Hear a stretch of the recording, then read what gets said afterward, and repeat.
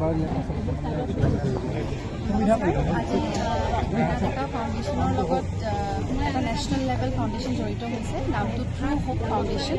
লগতে আৰু এটা ফাউণ্ডেশ্যন আছে অম্লানজ্যোতি খনিকৰৰ আয়ান ফাউণ্ডেশ্যন। আমি তিনিওটা ফাউণ্ডেশ্যনে মিলি পেলাই ইয়াত টেঙাখোলাত আহিছোঁ। ইয়াত প্ৰায় আজিৰ দিনটোত আমি 55 ফেমিলিজ টাৰ্গেট কৰিছোঁ। 55 ফেমিলিজৰ ঘৰৰ ভিতৰত যিখিনি সামগ্ৰী প্ৰয়োজনীয়, বিচনাৰ পৰা আদি কৰি তুলি, গাৰু, তাৰপাছত ফেন, চ'লাৰ লাইট বা ৰাচনটো আছে, সকলোখিনি চেনিটেশ্যনৰ বস্তুখিনি সকলো সামগ্ৰী আমি যোগান ধৰিবলৈ আমি আজি আহিছোঁ। আৰু তেওঁলোকলৈ আচলতে ধন্যবাদ, তেওঁলোক বহুত দূৰৰ পৰা আহিছে। ৰাজস্থান বেছড NGO হয় ট্ৰু হোপ ফাউণ্ডেশ্যন। ইতিমধ্যে তেওঁলোকে বহুত সহায় কৰিছে, আমাকতো সহায় কৰিছে, লগতে এতিয়া যিসকল পৰিয়ালক তেওঁলোকে দেখিছে দুখত দেখিছে, তেওঁলোকে নিজে নিজে গৈ তেওঁলোকে সহায় কৰিছে, পইচাৰে সহায় কৰিছে, মনিটৰী সহায় কৰিছে। গতিকে এইবাৰ এটা বস্তু মানুহৰ মাজত এটা কথাই ভাল লগা যে প্ৰত্যেকজন মানুহ ওলাই আহিছে, সেইটো ভাল লগা কথা। প্ৰথম অৱস্থাত আপোনালোকে কিমান? মই প্ৰথম দিনা যেতিয়া আহিছোঁ তেতিয়াতো আমি 250 ফেমিলিক সহায় কৰিছিলোঁ। তাৰ পাছত আমি প্ৰায় 300 ফেমিলি পৰিয়ালক আমি সহায় কৰিছোঁ। তাৰ পাছত আমি ৰিলিফৰ ক্ষেত্ৰত আমি কাম কৰা নাই। তাৰ পাছত আমি ঘৰ বনোৱাৰ প্ৰচেষ্টাত লাগিম। আমি এটা প্ৰজেক্ট আৰম্ভ কৰিছোঁ, এশটা পৰিয়ালৰ কাৰণে 100টা ঘৰ। আৰু সেই প্ৰজেক্টটোতো আমাক ট্ৰু হোপ ফাউণ্ডেশ্যনে সহায় কৰিব, আয়ান আৰু দীপলিনা ডেকা ফাউণ্ডেশ্যনক। গতিকে এইটো আমি বৰ্তমান বেচিকেলি মেইনলি আমি ঘৰ বনোৱাৰ প্ৰজেক্টটো আৰম্ভ কৰিছোঁ। তাৰে মাজতে তেওঁলোক আজি অসমলৈ আহিছে, ট্ৰু হোপ ফাউণ্ডেশ্যন অসমলৈ আহি তেওঁলোকে নিজে বিতৰণ কৰিব বিচাৰিছিল, সেইকাৰণে আজি তেওঁলোকক আমি সহায় কৰিছোঁ। যোৱাকালিও মুখ্যমন্ত্ৰী মহোদয় ইয়াত আহি উপস্থিত হৈছিলে। হয় হয়। আৰু এজন বিশেষ যুৱকৰ বিৰুদ্ধে কুকুৰ এটা উদ্ধাৰ কৰিবলৈ কাৰণে তেওঁ অকালতে প্ৰাণ হেৰুৱাইছে। আৰু আৰ্থিক অনুদান হিচাপে তেওঁক 5 লাখ টকা মুখ্যমন্ত্ৰী ডাঙৰীয়াই অনুদান আগবঢ়াইছে। তেওঁলোকৰ ঘৰত আপোনালোক উপস্থিত হ'ব। তেওঁলোকৰ তাত আমি প্ৰায় এসপ্তাহমান আগতে আহিছিলোঁ।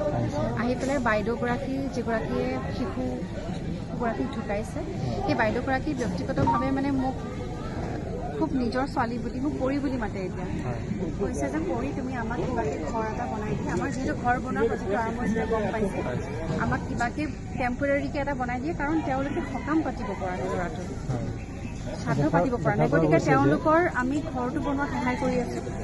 আৰু তেওঁলোকক আজি ট্ৰু হোপ ফাউণ্ডেশ্যনে 1 লাখ টকাও দিছে, 1 লাখ টকাও দিছে। আমি আমাৰ ফালৰ পৰা ঘৰ বনাই দিম, তেওঁলোকৰ ঘৰৰ ভিতৰত থকা যিমান সামগ্ৰী আছে সেইখিনি প্ৰদান কৰিবলৈ চেষ্টা দেখা পোৱা গৈছে। আচলতে শিৱসাগৰ, যোৰহাট, চৰাইদেউত যেনেকুৱা ধৰণৰ এটা বানপীড়িত অঞ্চলত এক আতংকময় পৰিস্থিতিৰ সৃষ্টি হ'ল আৰু বহু লোক মৃত্যুবৰণ কৰিবলগীয়া হয়, ঠিক তেনেক্ষণত কেন্দ্ৰ চৰকাৰে কিবা কৰিবলগীয়া আছে বুলি ভাবে? এটা কথা বহুত প্ৰশ্নই উত্থাপন হয় মনৰ ভিতৰত, কিন্তু এই মুহূৰ্তত তাৰমানে সেই কথাখিনি মই পাতিব বিচৰা নাছিলোঁ, কিন্তু আপুনি সোধাত মই ক'ম।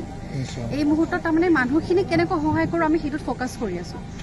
তাৰ নেক্সট পৰ্যায়ত কিমান फाउंडेशन असम आया है और असम के अंदर जो हम लोगों ने कंडीशन देखी, कुछ दिनों से हम लोग ऑन ग्राउंड काम कर रहे थे और आज ऐसा फील हुआ कि जो हमारा ये ड्राइव है आज 15वां दिन हो चुका है और हम लोग रेगुलरली यहाँ पे डिस्ट्रीब्यूट कर रहे हैं। अब हम फेज 2 पे मूव करने वाले हैं। फेज 2 में हमारा टारगेट ये है कि हम यहाँ पर लोगों को जिनके घर फ्लश आउट हो गए उनके घर बनवाएं, उनको प्रॉपर फैसिलिटी दे ताकि वो आराम से जैसा जीवन चल रहा था उनका चले। और जो अभी घर का जो प्लान है, ट्रू होप फाउंडेशन इनिशिएट कर रहा है 20 हाउसेस से, जिसका एक घर का एवरेज कॉस्ट 1 लाख रुपीस का आ रहा है।